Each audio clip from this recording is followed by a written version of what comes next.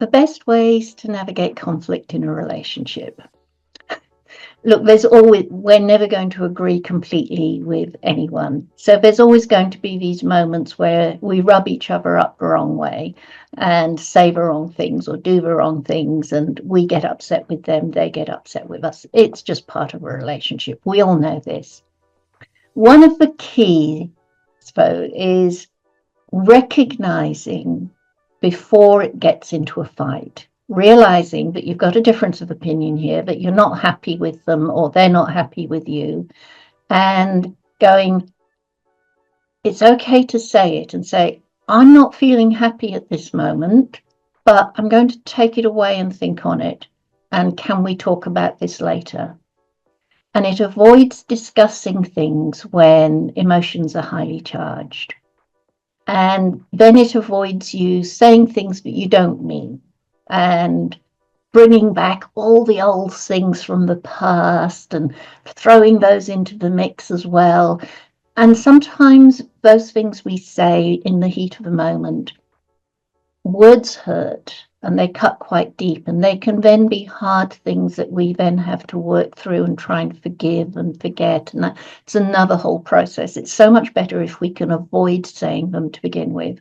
So finding that pause button, recognizing that this is about to get messy, and maybe we need to step back at this moment, and I'm going to go away and have a think about this and think, do I really need to say this? Do I want to say this?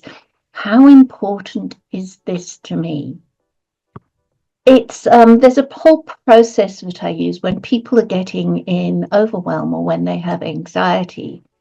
And it's imagining that you're on a raid, you're in an army group and you're on a raid and you're going around a house and there's gunfire and there's bombs and there's smoke and there's noise.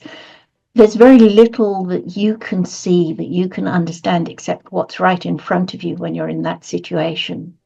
But if you imagine that you get into a helicopter and go above it all, then you can look down and get perspective and see what needs to be done. And it's a bit the same when we're getting into a conflict. We start to get all overwhelmed by the emotions, we get all wired up, and we're not actually seeing the bigger picture. So if we can do that pause and go, okay, I'm going to go and sit in my helicopter at the moment, and I'm going to just sit above this and have a look at it, see where I'm coming from, where my partner's coming from.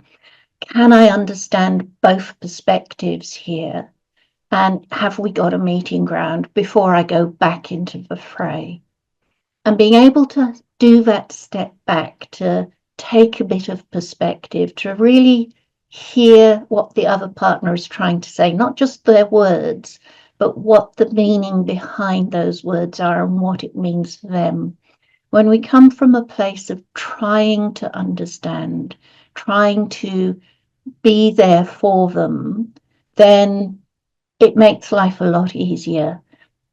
And we find that we can remove some of the emotional charge that's going to make us say things that we don't want. And one of the really important things is when we have had arguments is to not bring them up in the next one. It's this whole letting go of the past. I like to think that sometimes when I'm working with couples counselling, I get them to list all the things from the past that they bring back into the relationship, that they drag up, and they can either write them down or they can just think of them, and they can put them in a box, imaginary or real, and then imagine that you're putting that box right at the back shelf at the top of the wardrobe and leaving it there. And you can open it at a later date if you need to, but right at the moment, it's not to be opened. So you end up with all the past things are in the past and nobody talks about them. We just leave them. We can discuss them when they're less emotionally charged. And a lot of people found that really good because it means you're starting fresh from today.